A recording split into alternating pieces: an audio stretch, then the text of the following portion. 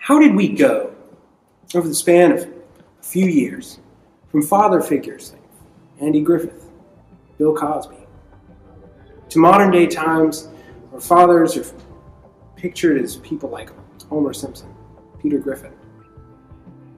It's this rapid degradation of the father figure in America that has shocked me and director Michael Brown into exploring exactly what the problem is, where it originated, and how it can be solved.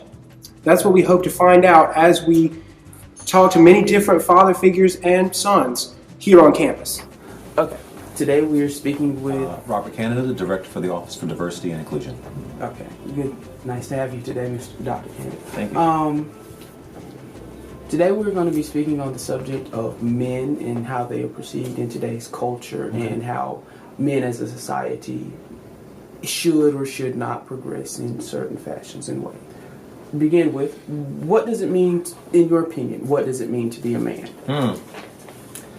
Wow, that's a loaded question. But to be a man I won't say in today's society, but to be a man in general, yes, is to be of good morals,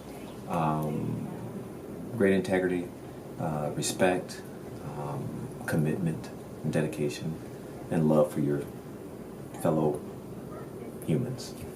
Yes. Do you believe that the male archetype has disappeared, or because we in the beginning of the whole piece we discussed fictional characters such as Dr. Huxtable, Andy Griffith, and Dick Van Dyke. These three major men were kind of the basis and template of what men try to emulate, and that what media perceived from the men in society at that time. So, do you believe in current society, current times and days, that the male archetype has disappeared? For white men, no. That archetype is still there. I do believe for men of color, for me the jury's still out. It depends on your situation and circumstance and your position. But overall, again, to answer your question, yes, I think it's still there. The archetype is still there. To be that provider, to be that, the head of the house and all that. But as you know, our society has changed, family structures have changed, and so, where do we stand with, what does it really mean to be a man? So that's from my perspective. Ms. Farm, yes. What is your current opinion on the male role in society today? Like, just from a holistic view, or males my age, or... Well, take a look at from your father's era to nowadays. I think that gentlemen, the age of my father, are very respectable. They're very old-fashioned, I guess is what we would call them now. Kind of open up doors, pull out chairs.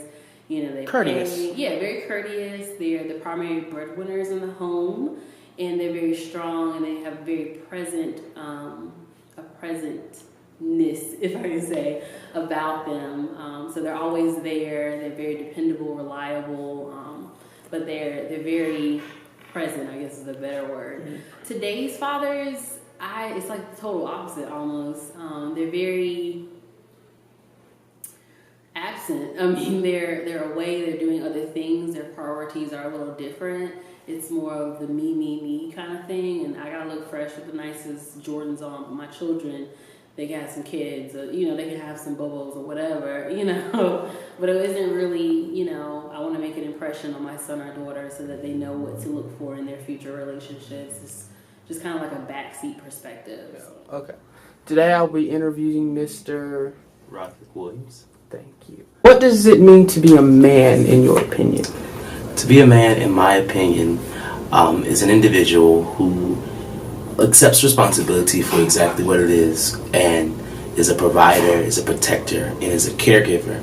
A man, in the essence of manhood, is one who walks in great character and integrity and accepts responsibility, as I previously stated, for what exactly it is. So,